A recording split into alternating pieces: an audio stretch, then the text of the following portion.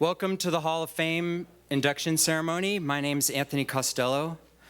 I'm the president of the board of directors, and on behalf of the U.S. Bicycling Hall of Fame, I'd like to thank all of you for coming tonight. Tonight, we're honored to be inducting the 28th class of inductees to the Hall of Fame. Before we go any further, I want to ask them to stand up. I know in past years, people have wondered who are the inductees until they get up here to do their speeches. So we're going to start with that tonight. First of all, in the category of modern road and track competitor, Inga Thompson. Please stand, Inga.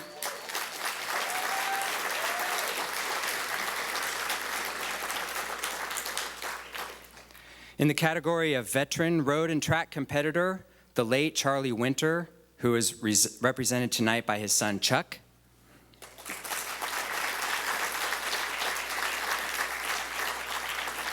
In the category of off-road competitor, Sara Ballantyne.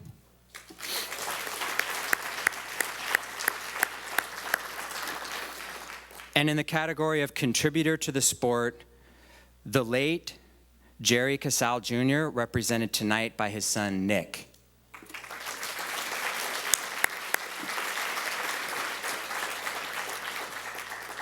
Each year, we aspire to make this a memorable evening for all of you, and especially for the inductees.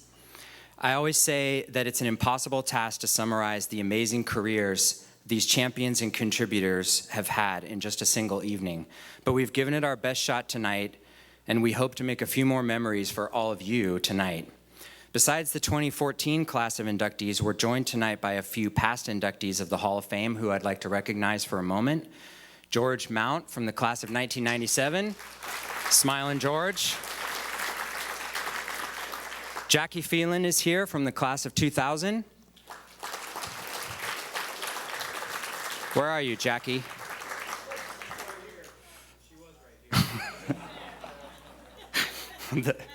All right, we'll bring Jackie back in a minute. And Ted Ernst from the class of 2006. Ted.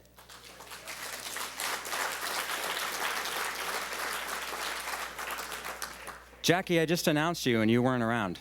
Jackie Phelan, everyone.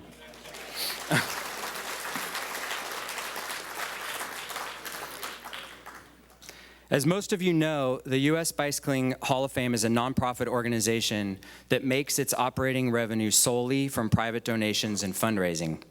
Operating the Hall of Fame each year includes staffing volunteer docents for regular open hours and maintaining the museum displays and our one-of-a-kind collection of artifacts.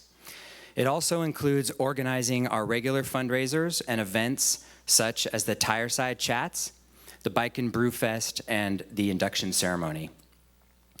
The museum collection and these events are what bring the Hall of Fame to the public and allow us the special opportunity to continually celebrate and honor the 142 Americans who have been inducted since the Hall of Fame was founded in Somerville in 1986. None of this, of course, would be possible without the hard work of many of the supporters in the room tonight, and I'd like to recognize just a few special people before I turn the podium over to Bob Bowen. First of all, we're fortunate to have several board members and city leaders with us here tonight. I'm gonna name the members of the board that are in the room, and if they could just raise their hand for a second so you can see who they are. First of all, John Hess.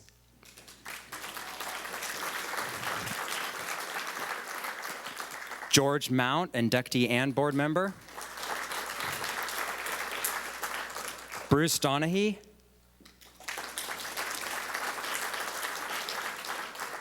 Ray Cipollini. Manny Carbajal. Where's Manny? Right. Bob Bowen, your MC for later. And Robin Farina. Robin, there you are. Hi. The Hall of Fame has a 26-member board spread across the United States, so these are the folks that were able to make it to the dinner tonight, and we're certainly glad that they were able to join us. We're also honored tonight to have City of Davis Mayor Pro Tem Rob Davis with us. Rob? There you are.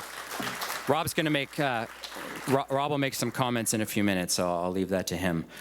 These board members and city leaders have formed a strong partnership to make the Hall of Fame a success in Davis. Besides being individual supporters, they also advocate for the Hall in many ways through government channels and public relations at state and national levels. The Hall of Fame would not be here without their vision and their continued financial support. Speaking of financial support, our event sponsors for tonight are also critical to the success for this event. They're listed in your programs, but I'd like to thank especially UC Davis and the City of Davis, who are our key sponsors for tonight. Please take a minute to look at your programs and notice the sponsors, and we'd appreciate it if you could thank them by patronizing their establishments and using their services whenever you can. At this point, I'd like to bring up Bob Bowen. Bob is a Hall of Fame board member. He's also the City of Davis Public Relations Manager, and any of you who know Bob know that he's also an expert MC, probably MC'd I don't know how many events in his life. He's going to take it from here for the rest of the night. I'd like again to welcome our 2014 class of inductees and all of you. Thanks very much for being here, and I hope you enjoy yourselves. Thank you.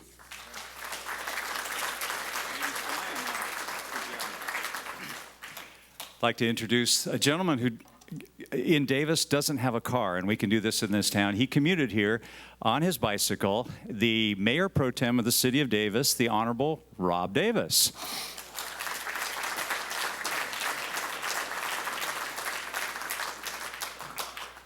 Well, it falls on me to give a welcome, and I just want to start by saying that those who are inductees, and I think there are members here of the UC Davis bicycling team, raise your hand, there they are.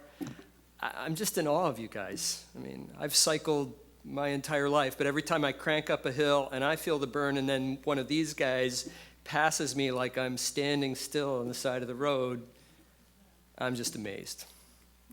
You've been given a gift, and we're glad to have you here tonight. So welcome to everyone.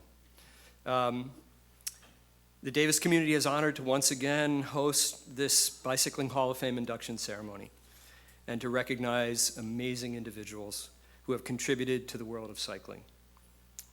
And we really appreciate your commitment. My colleagues and I on the Davis City Council have set priorities that include working with the Bicycling Hall of Fame to build its national prominence, secure stable funding to keep its headquarters in downtown Davis, where it belongs. We plan to leverage the Hall of Fame and the Bicycle Museum for more economic development and attract more visitors to Davis. The Hall of Fame and Bicycle Museum opened in a 3-story city-owned facility at 3rd and B Streets on April 24, 2010. Over the years, our city has dedicated significant resources and staff time to host the Hall of Fame in our community, and we are committed to its continued success.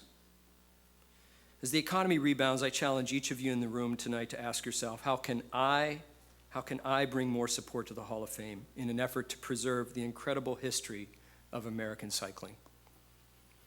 This is the 7th time the induction has been held in Davis, and this celebration of bicycling could not happen without the commitment of many organizations and individuals. I want to recognize just this great collaboration among the Hall of Fame, the city, UC Davis, the Davis bicycling community, and most specifically the Davis Bicycling Club, the community at large, and our business leaders. Each of you plays a part in celebrating cycling, which truly is the heart and soul of our Davis community.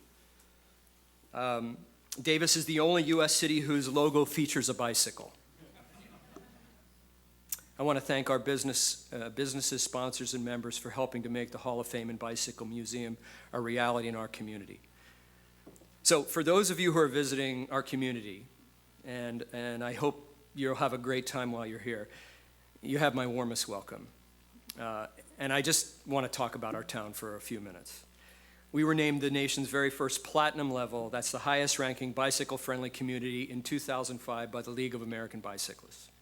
We've retained that designation every year since 2005, and we're working towards a beyond platinum or diamond designation in time for our city's 100th anniversary in 2017.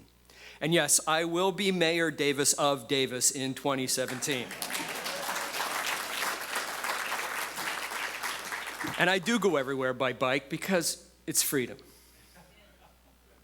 You know what I'm talking about. You do. Well, 2017 will also mark the 50th anniversary of the nation's first designated bike lane developed right here in Davis in 1967. Now, I know we're behind Europe on that, but here in the United States, we were the first, and that's 50 years ago, come 2017. And by coincidence, it's also the 200th anniversary of the invention of the bicycle in 1817. Is this a convergence or what? You all coming back, right? All right.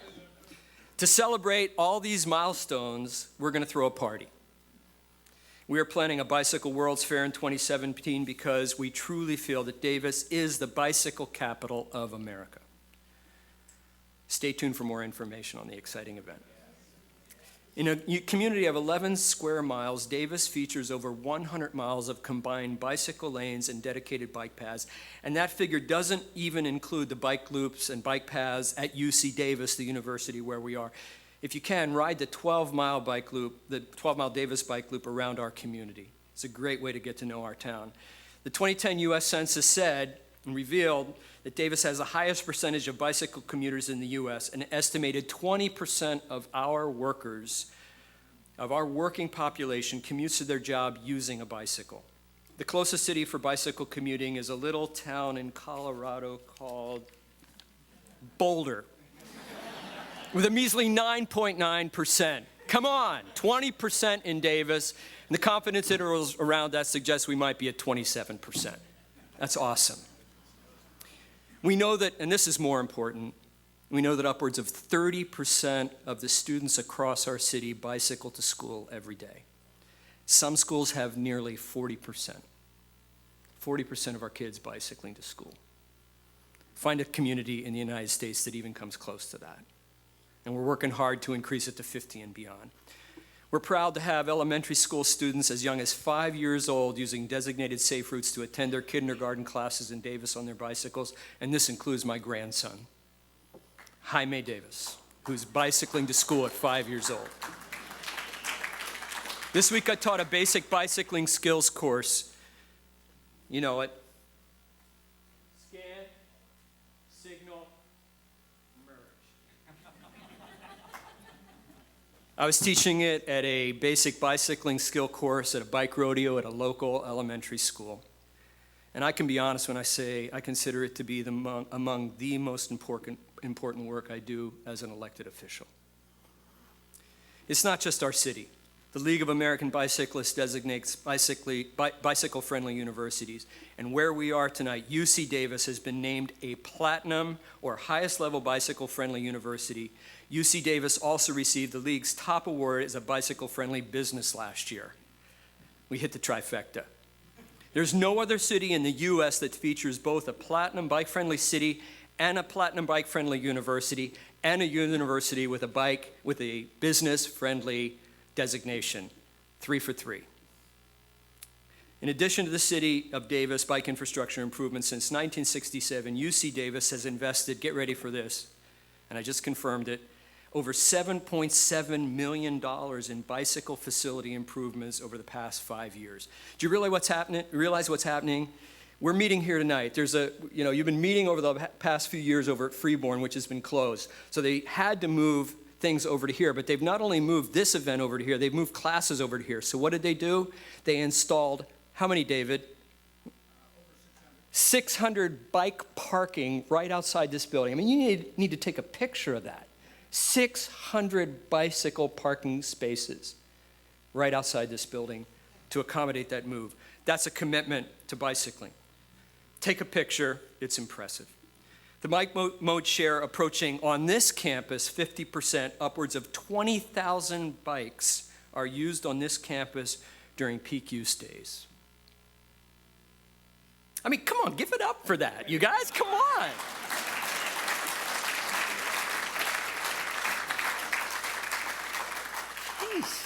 Anyway, thanks for visiting.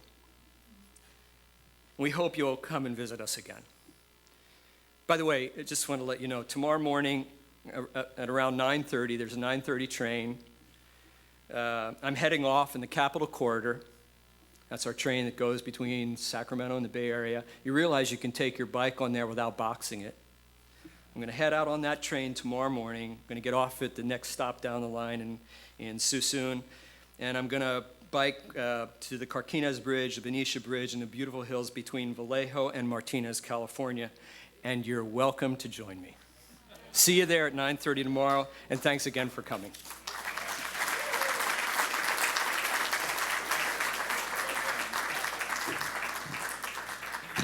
You got a sense of the passion that we have in Davis about bicycling. You cannot get elected to city council unless you're a bike geek in this town.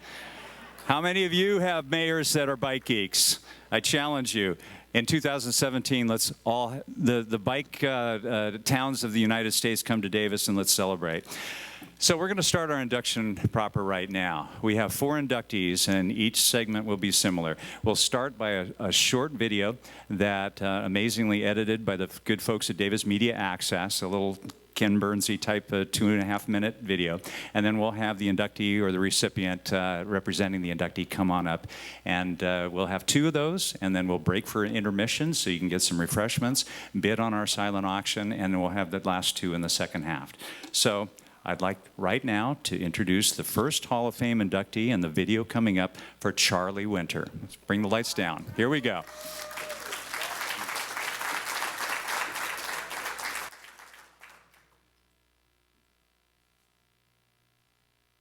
Charley Winter was a 6-foot-tall New Yorker who took up cycling on a dare. At the age of 19, he placed second in the National Amateur Championship. His time of 38.6 seconds for the 1/3 mile standing start in 1923 was a national record that stood for over 63 years. In 1924, at the age of 20, Charley won the Amateur National Championships in Buffalo. The next year, in 1925, Charley won the National Cycling Association Sprint Track Season Championship, but it was in the grueling 6-day races that Charley Winter made his mark.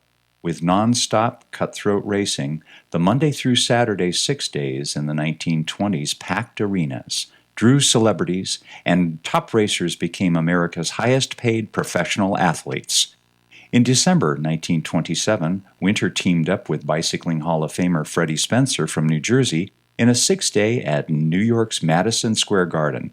Although they were down by 6 laps, one of the fastest men on a bike, Marshal Major Taylor, told Spencer that they were aces. The Winter-Spencer team picked up the pace and won by 6 lengths in front of 21,000 screaming fans. They had ridden a total of 2,522 miles during those 6 days of cycling. In 1927, at a dinner in New York, Charley Winter appeared with the other kings of sport, including Babe Ruth of baseball, boxer Gene Tunney, Olympic swimmer Johnny Weissmuller, hockey star Bill Cook, tennis player Bill Tilden, Atlanta golfer Bobby Jones, 6-day partner Freddie Spencer, and Charley Winter. Charley went on to compete in 104 6-day bicycle races, mostly in the U.S. and Canada. His team was victorious 7 times, including a 1936 race in Toronto with Hall of Famer Jimmy Walthour. He had 9 second-place finishes and 14 thirds. After winning his last 6-day race in Kansas City in 1937, he retired from racing at the age of 32. Charley worked in the New York heating business for 40 years. He retired in 1977 and moved to Merced, California. He died there in 1986 at the age of 82. Charley Winter, the Bronx strong boy, rode over 225,000 miles during his racing career.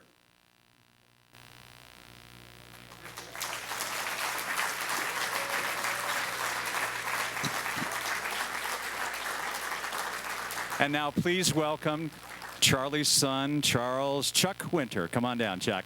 Yeah.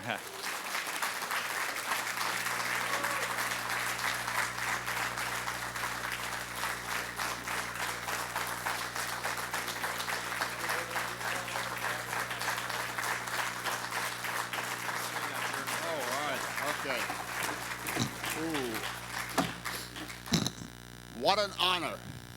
I thank you all for accepting me for what my father did. I have my wife here and my 2 daughters, Melanie and Bonnie. Thank you for coming out.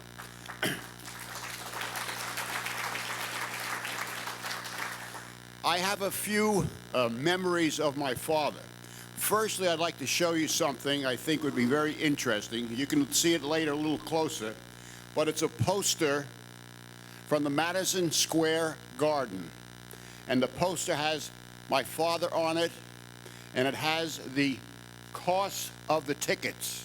40 cents, 50 cents, 75 cents, $1.10 for the good seats, tax included.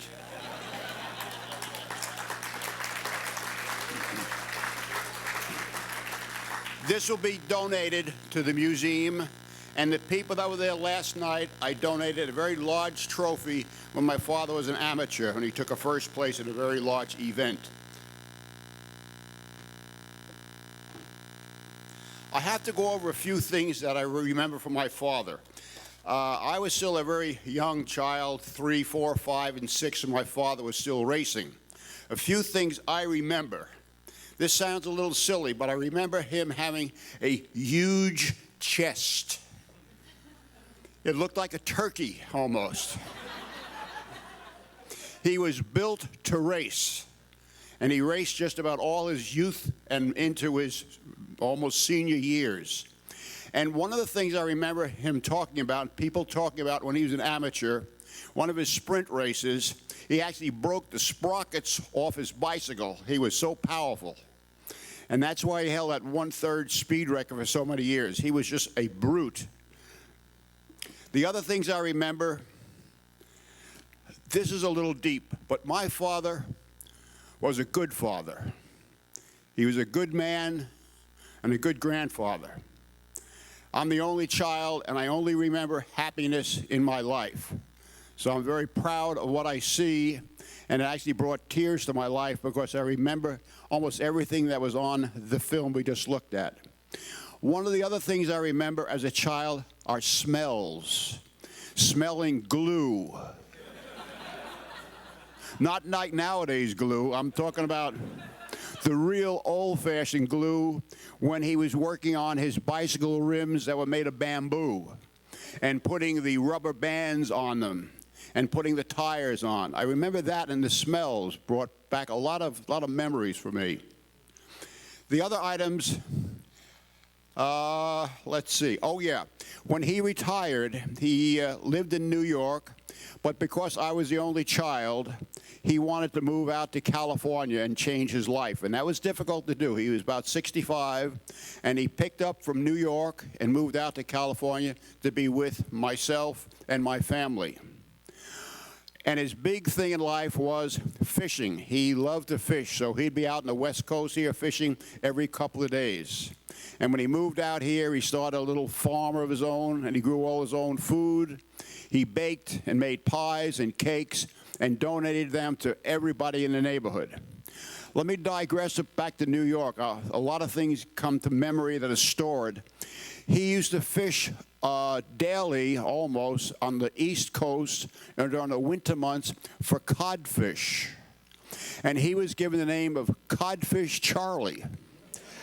All the neighbors, he would come home and bring all the codfish and give them out to all the people. Let me go back and let's see. That's about all I have to say about it, other than I am very honored to be here. Are there any questions of me? Because I do have memories, and they do keep coming up the more I see pictures of my father. Are there any questions? Yes, sir. You mentioned the gluing the tires on. What was that with shellac? No, it wasn't. It was a rubber glue. There was a rubber band they wrapped around the wooden tire rims, and it was smelly. He put on, it would stick to the rim. Then he'd chew up the spokes, chew them up. I remember spinning them, because the wooden wheels were not true like the ones nowadays. They were really very wiggly. And when you saw some of the crashes were they just broke up the whole wheel. So, any other questions? Well, again, it's an honor to be here. Thank you very much. I'll be sitting here, and if there's any more questions, I'm here. Thank you. We'll send you that way over here with Anthony, and he's going to take a picture.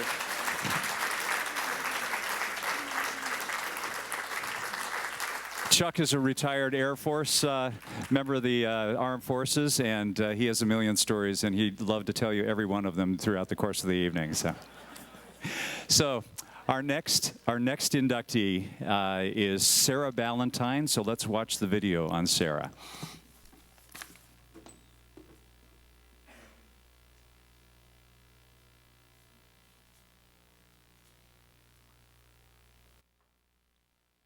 Sara Ballantyne has always been passionate about the outdoors. After graduating from the University of Colorado in 1982, she joined Outward Bound and taught mountaineering courses across Colorado.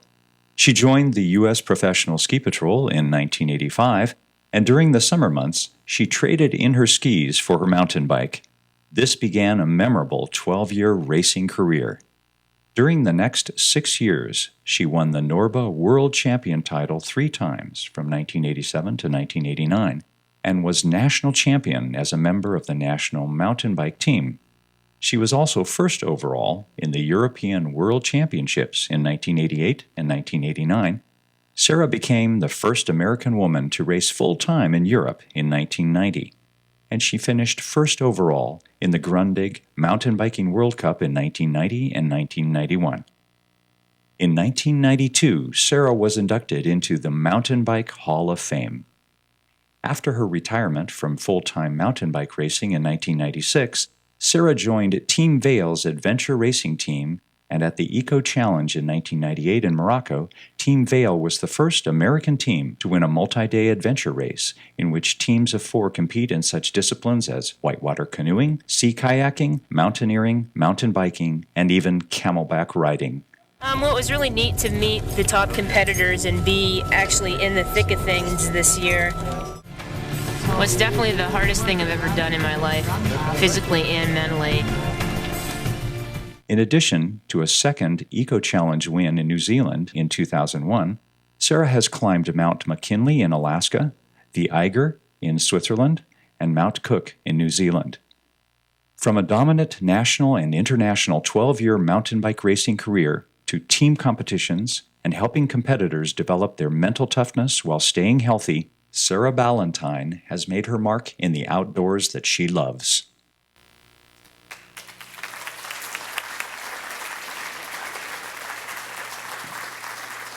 And now please welcome Sara Ballantyne.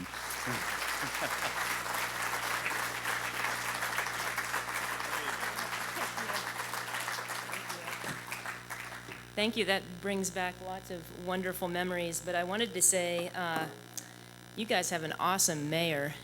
I was feeling very guilty when we were driving here and I saw someone in a nice black suit with flapping behind him with his headlamp on, making it to somewhere important. I didn't realize it was your mayor. That's pretty cool. But I'm very honored to be inducted into the U.S. Bicycling Hall of Fame. It's wonderful to know that you all are open to us on the fringe here, the mountain bikers. And it was, I wanted to say that, you know, the cool thing about our sport, mountain biking, I have to say, and it's a big difference between mountain biking and road cycling, is that mountain biking was started in the U.S., and so that's really different than road cycling. And I feel really honored. I feel like almost the luckiest person on the planet to be involved at the very beginning of mountain bike in the mid-'80s. I have a lot of, I feel like I've been in the right place at the right time for most of my life. For instance, I packed up my little old truck and headed to Mammoth, California for the 3rd race ever, not really knowing that was the World Championships. Well, I had read something about it in the back of some outdoor magazine, and I thought this would be a good one for me to show up for. So I showed up for that. Gary Fisher was there. I got linked up with Gary Fisher. I won that race. Cindy Whitehead at the time was dominating mountain biking. And it was really cool to have Gary there. And also he said, you know, boy, you could have stopped and brewed up a cup of tea out there. He goes, you did pretty good. You want to ride for me next year? And I was kind of like, I don't know. I'm into climbing peaks, and I got a good boyfriend, and we're traveling all around the world, and I think I want to keep that going. But what do you have to offer me? So anyhow, that short stick thing, I feel really honored to be having Gary Fisher as my first sponsor, because I want to thank him because he's a really cool guy. And he was really into doing more outside of the box stuff as opposed to chasing points. Like, he let me do things like, hey, there's this really cool 200-mile bike race in the snow called the Adida bike. Do you mind if I do that instead of like the Norba National race? And he was like, yeah, that sounds way cooler. Go do that, you know. So he was I really want to thank him, because he wanted me to be outside the box. He didn't want me to go down the pathway that the National Cycling Association was doing then. So that was really neat. And then, and I just wanted to say, the world champion, I have this title I have to fess up to, because I feel really guilty when they say I was 3-time world champion. I guess I was, because I won in Europe and I won in the States. But I didn't really get a rainbow jersey because that was 1990 when the first world championships were in Durango. And but when you won over in Europe and you won in the States, you got the world championship title. But one of the coolest things, and I'm so glad that they showed that picture that I really enjoyed, was back when my husband here, Chris Holland, would attend the races. He attended the first year, and then it got pretty old after that. But he's a climber, and climbing the Eiger was so cool. And that was the Worlds were in 1988, I believe, in Crans, Montana. And he said, hey, do you want to go climb the Eiger? And I said, I got to pre-ride this course because it races in 3 days. And like, well, we could probably fit this in before you do the race. So we did, and I was pretty electrified by that. It was so cool to be on the summit. So that picture's classic. And with the strap-on crampons and the ice axe, it's 2 feet long. And then I just remember coming back, and I remember John Tomac coming into my room going, man, have you read the course yet? Have you ridden the course? And I said, no, man, I just climbed the Eiger. And he's just like, kind of, what's the Eiger? But, I mean, you know, like won the race, and Chris wanted me to say this, I didn't remember, 45 minutes. So, you know, there wasn't a lot of depth because my legs hurt like hell. And I still won the race. So I was in it at such a wonderful time, because I think that the motto for me in my life is really variety is the spice of life. I have a hard time being really focused on one thing. I would have really been horrible at road racing. And that was apparent today when I was out there riding. When I think I took somebody out and put him almost in the dirt. But I really love that I was in this era during you know, when I could do things like that on the periphery, because that allowed me to stay with my husband, who's been wonderfully supportive for me over many years. And, you know, I retired after the 1996 Olympics. I was trying to make the Olympic team, and when that didn't happen, then the focus became really anal. And I was like, oh, I can't. My off season became shorter and shorter, and I couldn't really do those mountainous things that I love to do. So I retired after that, but then I got a phone call from a friend, Mike Closier, and team, and we started this adventure racing thing. So I'm sorry, Chris, but I'm glad you're here tonight still. And that was just another really wonderful experience too. And just to wrap things up, I wanted to thank my beautiful daughter, Emma, for being here tonight. And if it wasn't for her, I might still be traveling the world, and I'm really glad that you came here, and you're making me stay home more often there. But thank you so much, and I just want to wrap up. One of the things I've just started this year is a high school mountain biking team, and that is so cool. And I know that in NorCal there's many, many leagues, but this was my first summer to be exposed to that, and I had a team of 10 awesome kids that covered a 100-mile radius, because I live in the middle of nowhere in this cool town called Ridgway, Colorado. So I had kids from all over the place, and that is really a wonderful race scene, because there's 600 kids, and I realize that probably it's even larger in California, but in Colorado, it's a wonderful thing. And in 4 years, it's gone from 150 kids to 600 kids, and I love that we're camping out together with the parents, we're camping with the parents, and that's where I see, I've got a lot of passion in this sport, and it's always going to be a lifelong sport, and I'm really glad that I can now share it with these kids, and I will continue to do so as long as I can. So thank you so much for this honor. It really is wonderful to be here tonight, and I really appreciate the recognition.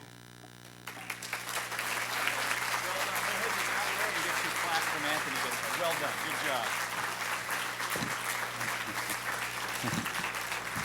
I'd like to shout out Jeff Shaw did some great detective work to get some of that footage. The internet is an amazing thing, but really well done there. This is the first time that all of us have seen those videos, and they will be available online, and we'll let you guys know. So right now, what I'd like to do is to introduce the chair of our induction committee and a former board member of the Hall of Fame, Brody Hamilton.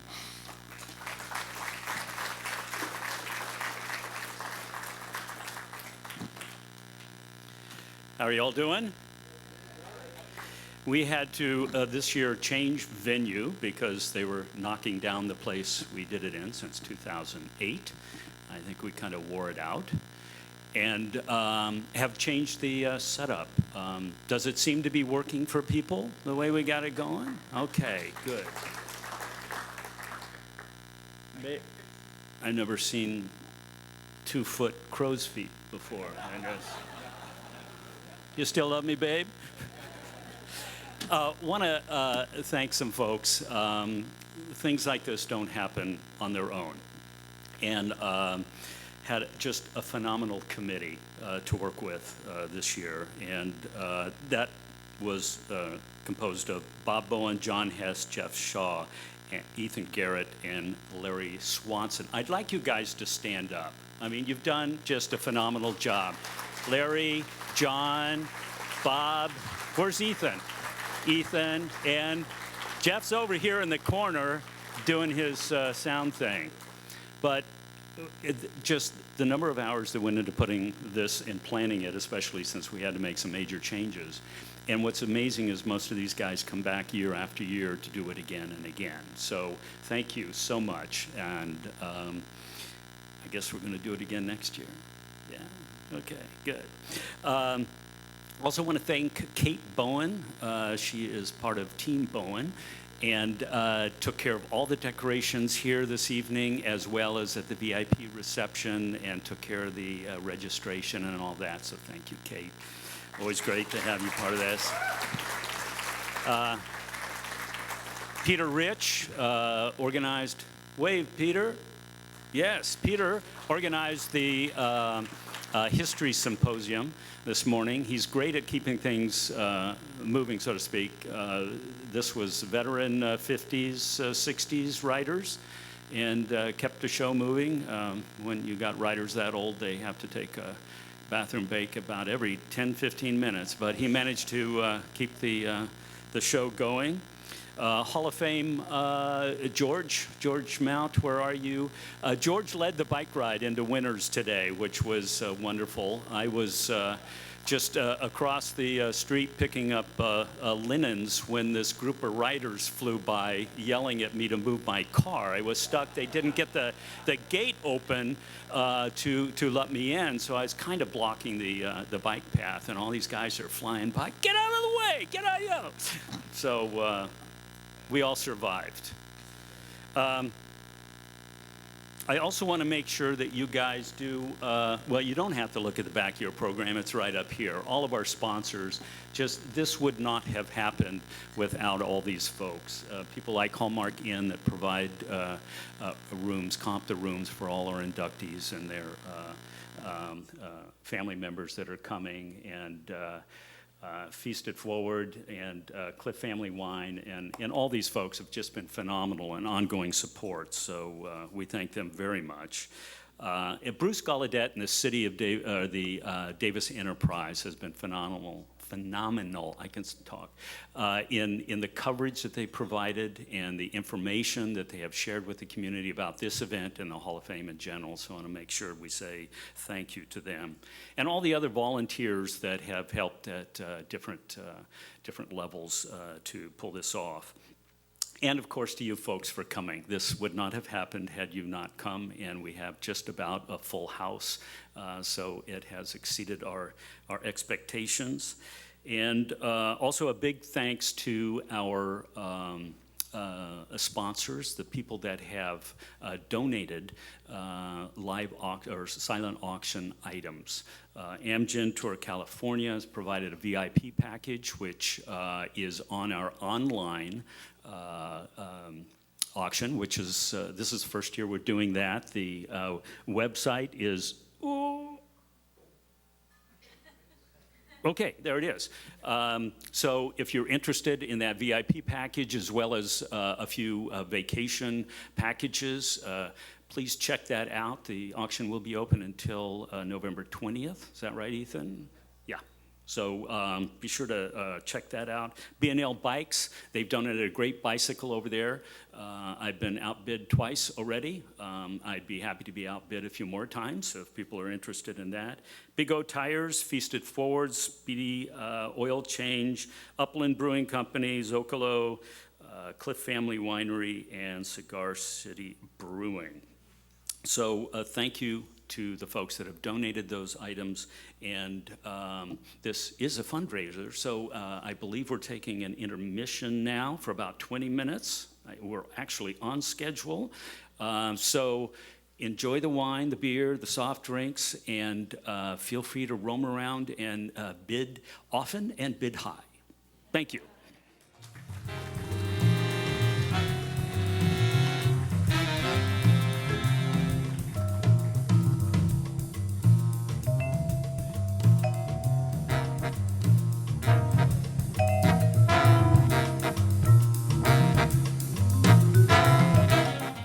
Five, four, three, two, one. Let's take the house lights down. The silent auction items are closed. The final bids have been taken. Please take your seats.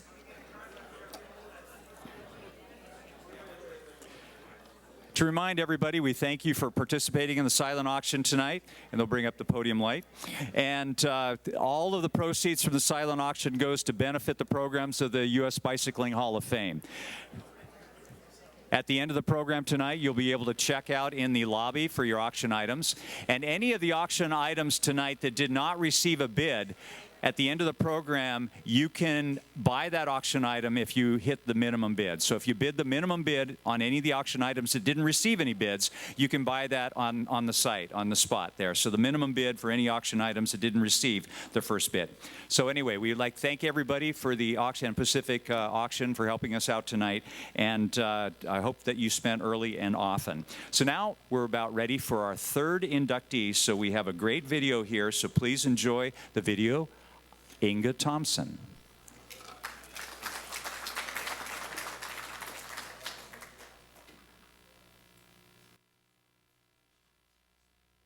I know this is a funny way to start, but at heart, I feel like I'm a cowgirl.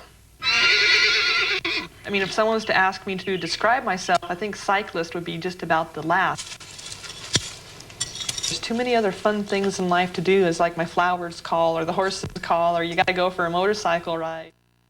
Inga began competing as a runner at her Reno, Nevada high school. She won 9 state running titles and went on to attend Cal Poly San Luis Obispo to run and study engineering. As a freshman, she finished 4th in the cross-country national championships. In 1984, when some men in a local bicycle shop told her that the first ever women's Tour de France would be too tough for women, Inga was determined to prove them wrong. She bought a racing bike and began training. Amazingly, Inga won the first 5 cycling races that she ever entered, and she qualified for the Olympic trials. She went on to finish 21st in the 1984 Los Angeles Olympics road race. Although she never made it to the inaugural Tour de France Féminine, she came back in the 1986 and 1989 tours and finished 3rd overall both times. Due to overtraining and questionable directions by national team coaches, Inga became seriously ill while battling chronic fatigue syndrome. After recovering and relying on her own healthy training methods, she won the Cycling World Trials and qualified for the 1985 World Championships in road racing. She went on to win 10 national championships between 1987 and 1993 in road racing, individual time trials, and team time trials. She set a national record in the 1991 individual time trials. Inga finished second in 3 world championships, 1987 and 1990 in team time trials, and 1991 in road racing. She competed as a road racer in 2 more Olympics, 1988 in Seoul and 1992 in Barcelona. All I can say is I guess I can say that I'm pleased with myself in the sense of everything that I've gone through in the last couple of months, and I feel like I came through it and I still had that fighting spirit, and I thought, the spirit of the Olympics is to race as hard as you can race, and it's the spirit of the competition. So in that sense, I felt like, I came here and I gave it my all, and yeah, it's disappointing, but at least I can walk home and say, I really tried. Inga finished first place overall in the 1988 Coors Classic general category, and she won the 1990 Ora Ida Women's Challenge overall, which was the longest women's stage race in the world. By 1992, the U.S. national rankings had Inga ranked first overall. After winning the 1993 U.S. Women's National Championship road race, Thompson abruptly severed all ties with cycling. In 2012, she emerged in the public eye again and began sharing her concerns about the sport based on her extensive experiences. From her meteoric debut on the American scene in 1984 to her final major race, a dominating victory in the 1993 U.S. Women's National Championship road race, Inga proved herself to be one of the greatest women's racers the sport has ever seen.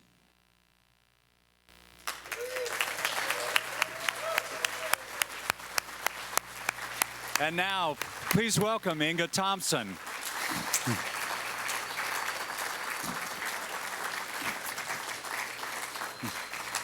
I got some pretty cool footage of you there. A little surprise. Did a great job. Inga Thompson, ladies and gentlemen. Well, I know that I'm here to be a road racer, but Sara converted me today to mountain biking. Remember that other person that, you put off in the dirt? That would be me. So I'm happily converting. Actually, not really. I hate mountain biking. You guys are brutal. Actually, I want your life. After all that climbing, you said you were going to come to my ranch. I'm going to take you up on that. So we were talking about that ride today. The other really painful person was this man right here, George Mount. Because I'm like happily sitting at the back, brushing off the dirt from Sara, because I'm a road racer. And George put me on his wheel, drug me up to the front. I haven't been on a bike in 20 years, I want to remind you. So he had my heart rate at total max. I was like making real squeaking noises back there trying to breathe. Anyway, so he tortured me. I did have a lot of fun. Anyway, I have this most wonderful group here, and I really, really want to thank the U.S. Bicycling Hall of Fame for cuffing every one of them to the table so they can't escape. There's a big one back there that's cuffed to the chair. He can't escape. Could you make sure he doesn't get out of here? I've got so many funny stories, but I'm not going to go there, and I've changed what I've wanted to say many, many times. And I changed it again because I had a friend take me to the Air Force Base, and we did something we're really not supposed to do, and I'm not supposed to ever post it on Facebook, but we chased U-2 airplanes in these cars, and we got to get in there right behind them. It was absolutely incredible. But what really struck me was we went into where all these U-2 pilots are, and we got to see all of these, all the pilots, and we got to see all the compadre ship, and it made me start really thinking about my father. And I'll get there in a second. And if it wasn't for my mom and dad, and you see her sitting right there, I'm really their greatest disappointment in the beginning, because these two are ski racers, and they really, really, really wanted a ski racer. I didn't have it. There's a lot of family fighting about who's the best skier. This fight will go on. It'll be fun. Anyway, so they really wanted a ski racer. I wasn't it. I went on to ride a bike. And so anyway, there's all these stupid stories that you want to share, and here's one that I've never really been able to share, but my father, he fought in the Korean War. And don't quote me on any of this, because my father would not ever talk about himself. But he married this wonderful woman here, but I am going to talk about Dad, because my dad died about 10 years ago. And so he goes to the Korean War to fight, and his whole squadron died, from my understanding. They were in a C-130, and except my father. The C-130 took off, and it went down, and he jumped out of the back with a lot of people, and my father survived, thank God. Anyway, he sustained a back injury, and he went on to ski from Stanford Medical School, and he was on the long team for the Olympics. And he really wanted to be a skier, and he didn't make the team because of this back injury. Well, where this back injury happened was in Korea, on this route called Purple 13, where a lot of people died when they did their bombing missions, and it was on the DMZ zone. And again, he would never talk about it, because I think there's a lot of pain there because of the loss of his whole squadron was gone. And I was sitting yesterday in the Beale Air Force Base, looking at all these men who were talking about the past and the Commadre ship, and then and it occurred to me my father's pain of why he wouldn't talk about this. So anyway, you realize in some ways you help heal your parents. And so he never made his Olympic team, but his daughter did, not in cycling, or not in skiing, but in cycling. And so the 1988 Korean Olympics was on this DMZ zone on Purple 13. And I got to take my father back there to the Olympics where he had his injury. And I wanted to share that story.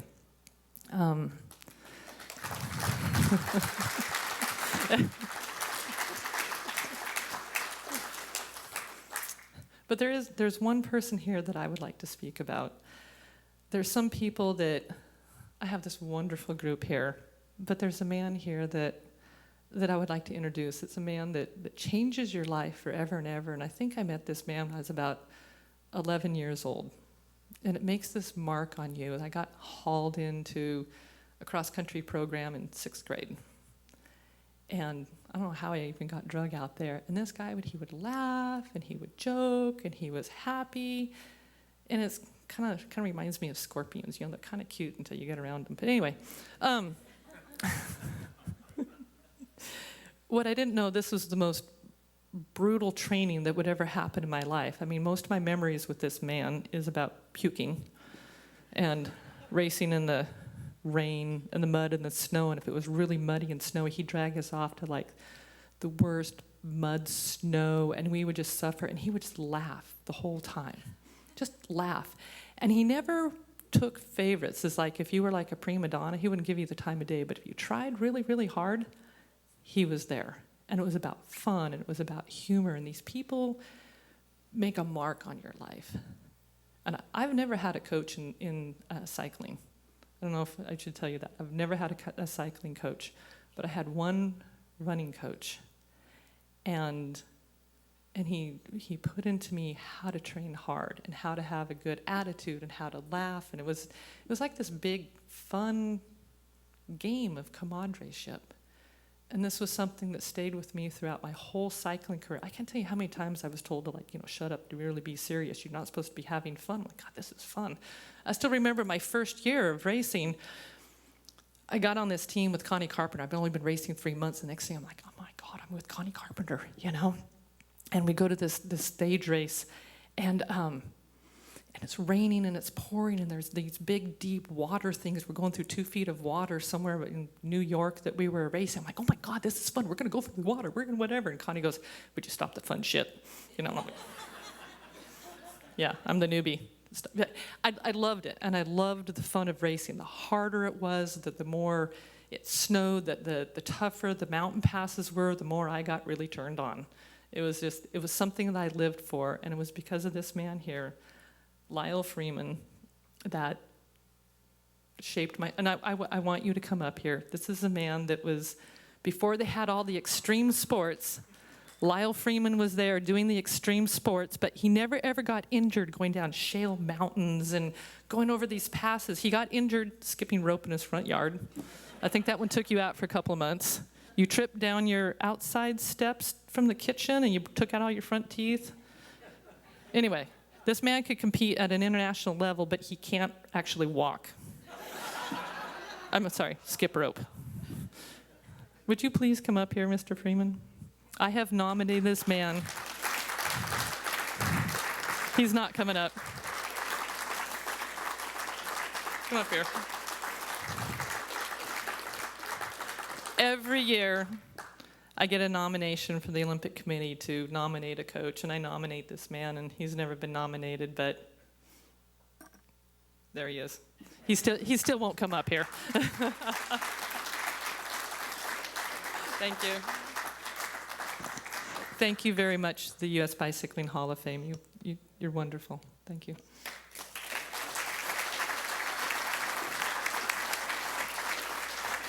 Thanks, Inga. Oh, yeah. Give it up.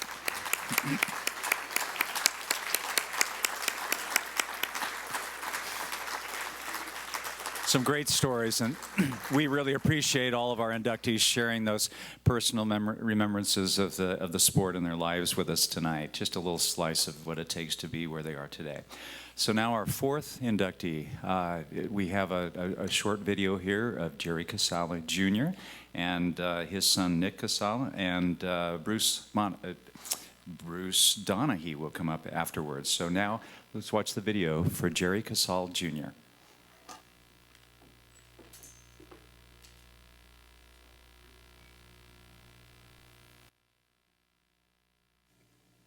In 1940, Jerry Casale Jr. was literally born into the sport of cycling. His parents owned and operated the Hill Cycle Shop in the Chestnut Hill section of Philadelphia since 1929.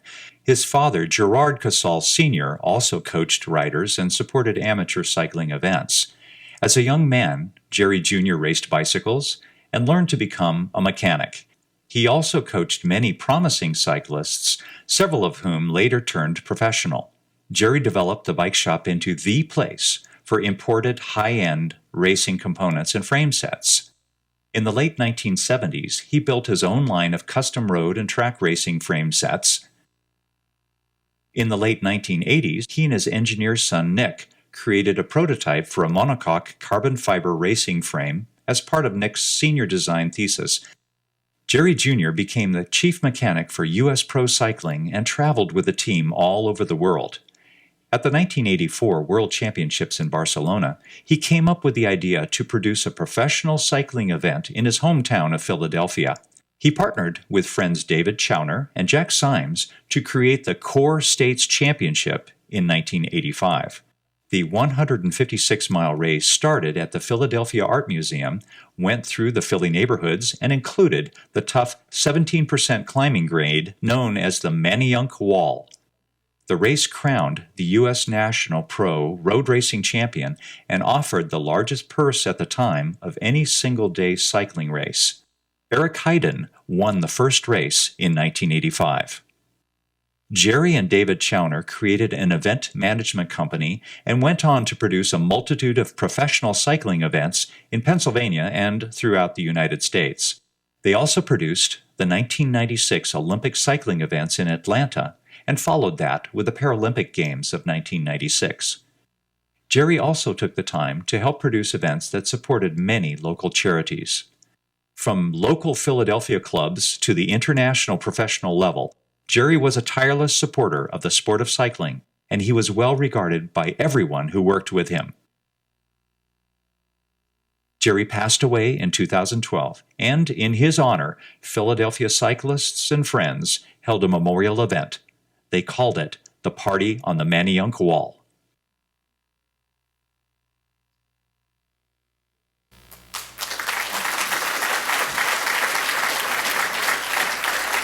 And now, please welcome Nick Casale and Bruce Donahue. Here comes Nick. Come on down.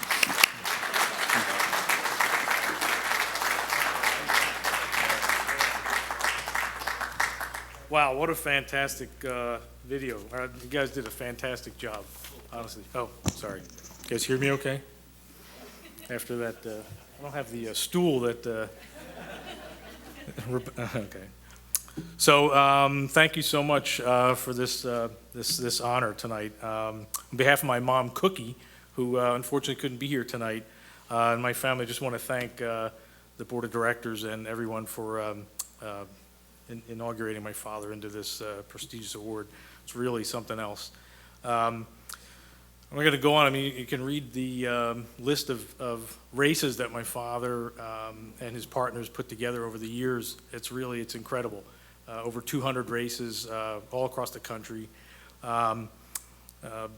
It's just phenomenal. But, it's really not the legacy he left behind in terms of putting these races together and bringing them to the U.S. Cycling scene, but it's really what he left behind in terms of his family, his friends, and the fans of the sport. My dad touched a lot of people's lives in the bike shop that you saw in the video there a minute ago. I grew up there. I don't remember my childhood not being part of that bicycle shop. Chuck mentioned earlier about the smells. It was phenomenal. I mean, that smell of rubber and the tool grease and the things that really just brings back some very powerful memories. And the folks that, a lot of the guys that work there just remember, working in the bike shop and the camaraderie and the, just being part of the sport. They mentioned in the 60s and 70s, he was one of the first guys to bring in a lot of these high-end Italian racing gear. And, in that time era, that was the place to be on the East Coast in terms of getting high-end parts for, racing in that time frame. Introduced a bunch of people that you mentioned, we saw in the video, to the sport itself. Many young athletes that went on to become professionals in the sport. Miji Rioch, Bruce Donaghy, John Eustace, Danny Fox, to name a few, and the countless others that wore that Hill Cycle jersey when they raced or rode for the shop. One quick story, you saw me in the picture there putting that bike together. Back in '88, I was studying engineering at Drexel University in Philadelphia, and my dad was a major contributor to that bike project. We had a small team of mechanical engineers putting together this project, and it was kind of cutting edge stuff for the time. These composite bikes were very, very new back in the late '80s. So I talked to my dad. I said, "Look, we need some help putting this thing together." I said, we need sponsorship, we need money, we need funding, and we need access to some engineering help. 2 phone calls the guy made. One to the head of engineering at Schwinn at the time, a guy named Mike Fritz, whose father was actually Al Fritz, the creator of the Schwinn Stingray, who just recently passed away, I read. Within a week, we're on an airplane out in Chicago, myself, my professor, and 2 of my colleagues, students, and we're working with some of the brightest engineers that were designing these composite frames at the time. It was just really amazing. Second phone call he made was to a friend of his in Campagnola Bikes, and a guy from Italy at the time who was running the U.S. market for Campagnolo, a guy named Erminio Mingili, invited us up to Caldwell, New Jersey to make a presentation for this bicycle. And we got through 3 slides. 5 minutes into the presentation, he says, "Stop, you guys have your money, whatever you want." He says, "If it's for my friend Jerry, you got it." So he gave us a check for $10,000, supported the project from scratch. We walked out and my professor said, "I'm blown away by this, your dad made 2 phone calls and these powerhouse suppliers are behind the project." So it was a really impactful time in my career, and never forget him for it. As I stand here tonight, really on my dad's shoulders accepting this award, I have no doubt that he's up there watching us right now, grinning ear to ear, accepting this as we carry a small piece of his legacy and contribution to the sport of cycling. And just wanted to say thank you again from the bottom of my heart and my family and friends that are here this evening. We really appreciate it. Thank you very much.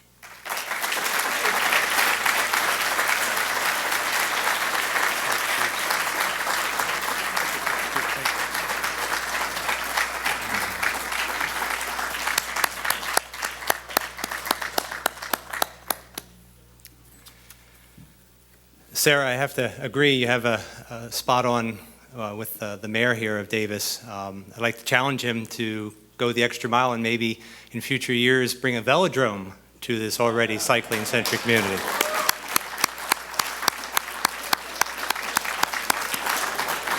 We know you can do it. Inga, you had Lyle. I'm here to kind of speak for a lot of the East Coast and earlier people that went through the shop. You had Lyle. We all had Jerry. And I'd like to just tell you a little bit at a personal level why I'm here and have the privilege. I was a foster child, so during those fundamental years, cycling and the leadership as a dad, he kind of gave me, really helped inspire me to do some of the things I've done. So good evening, everyone. My name is Bruce Donaghy. Welcome and congratulations to all of the inductees. It's a privilege to stand here before you and an honor to be asked by my extended family, the Casales, to say a few words about Jerry, our best man and main man.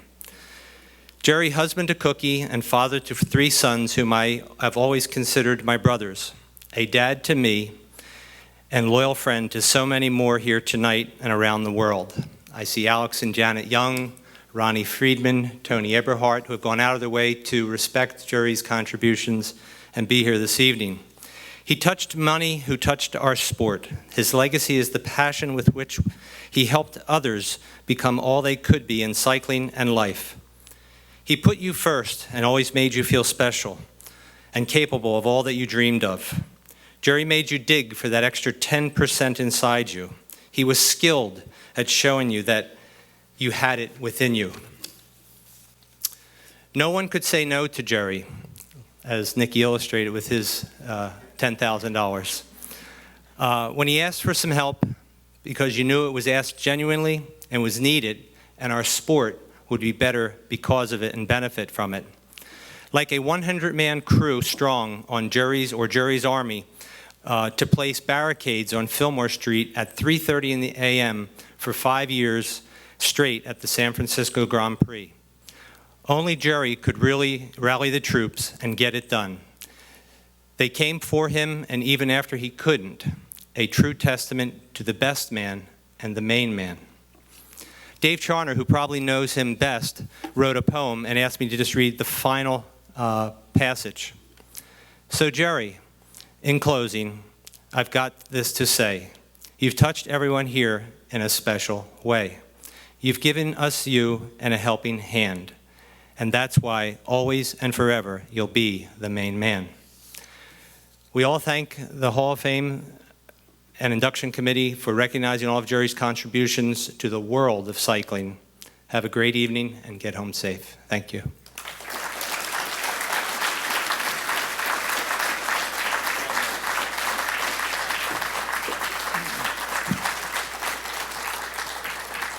And there you have it. What we're doing tonight is laying the groundwork so we can tell the stories of Jerry and Inga and Sara and Charley.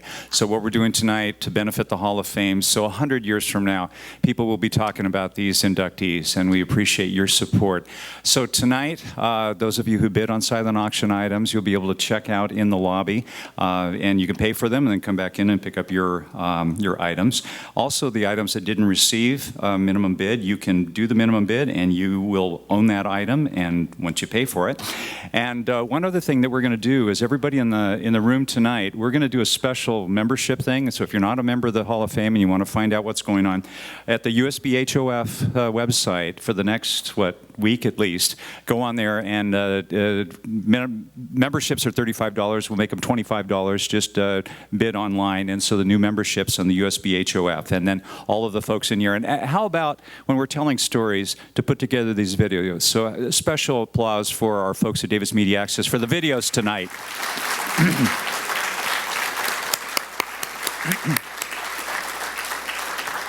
So there you have it. People have to fly back tomorrow. So tonight, tell some more stories, sign some autographs. We appreciate all of your support, and we'll see you again next year. Thank you, everyone. Good night. What? Oh, yes.